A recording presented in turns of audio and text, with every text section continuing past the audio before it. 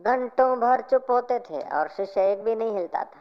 महावीर के मौन से वे लोग उपदेश ले लिया करते थे, शांति ले लिया करते थे। और सच्चा लेना देना तो मौन में होता है। गुरु जितना शांत है, जितना मौन है, और शिष्य जितना सुयोग्य है, उतना उसको झेल पाता है। तो शांति, मौन उन्हीं लोगों को हासिल होता है जिनके भाल के भाग्य भले होते हैं। भरतरी महाराज लिखते हैं कि मेरे ऐसे दिन कब आवेंगे कि मैं एकांत हिमालय की गुफा में शिव शिव करता हुआ, ओम ओम करता हुआ देह को और प्राणों को परमात्मा में डुबा दूं। मुझे पता न चले कि मैं कब बैठा था, मैं कौन हूँ और कहाँ बैठा हूँ। ऐसे मेरे सौभाग्यशाली दिन कब आवेंगे।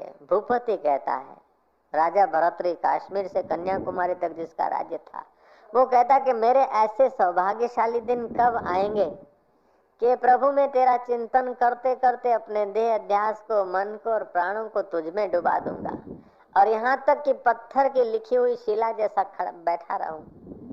और जंगल के बूढ़े हिरण आए, अपने सींगों की खुजली मिटाना चाहे और मेरे शरीर से घर्षण करे, तो उन्हें पता न चले कि मनुष्य है, और मुझे पता न चले कि कोई हिरण घर्षण कर रहा है। ऐसे मेरे दिन कब आएंगे।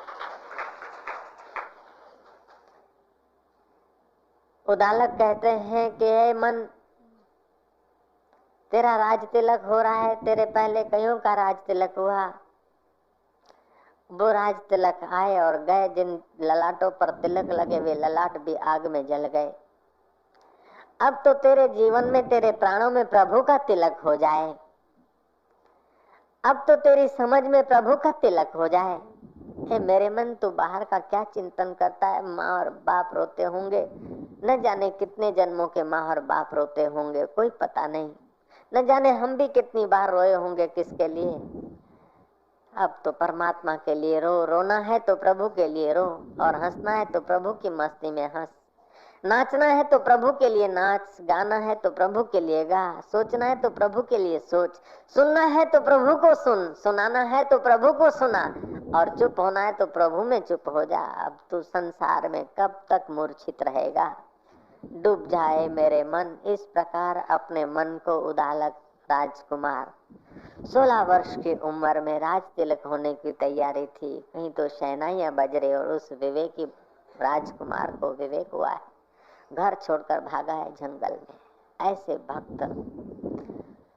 भक्त सारे के सारे प्राण, मान और बुद्धि ईश्वर में अर्पण करते हैं। आया एकांत में। एकांत में आना तो सरल है, लेकिन मन का एकांत होना कठिन है। एक में ही सब विचारों का अंत हो जाए, एक में ही अंत हो जाए, ये आखिरी एकांत है। आखिरी एकांत तो तब मिलती है जब बाह्य एकांत मिल जाए, कुछ थोड़ा सा मौन का अवलंबन मिल जाए, कोई पवित्र वातावरण मिल जाए, संतों का सानिध्य मिल जाए, ताकि जगत का आकर्षण टूटे। इस जगत ने इतना अंधा बना दिया हम लोगों को कि सच समझो तो इस जगत की चीज हमारे आखिरी किसी काम में आने वाली नहीं।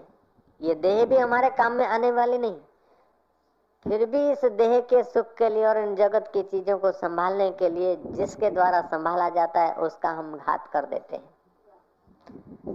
ईश्वर छूट जाए तो छूट जाए, लेकिन मेरी लाडी न छूटे, लाडा न छूटे, मकान न छूटे, दुकान न छूटे, प्रमोशन न छूटे। इतना हम जगत से प्रभावित हो गए हैं। कई लोग प्रभावित नहीं है तो निराशावादी हो गए। वेदांत निराशावादी भी नहीं है। वेदांत तो संपूर्ण आशा। वेदांत तो ऐसी चीज दिलाता है कि बड़ा धनवान बना देता है। दास चढ़ो, दास कबीर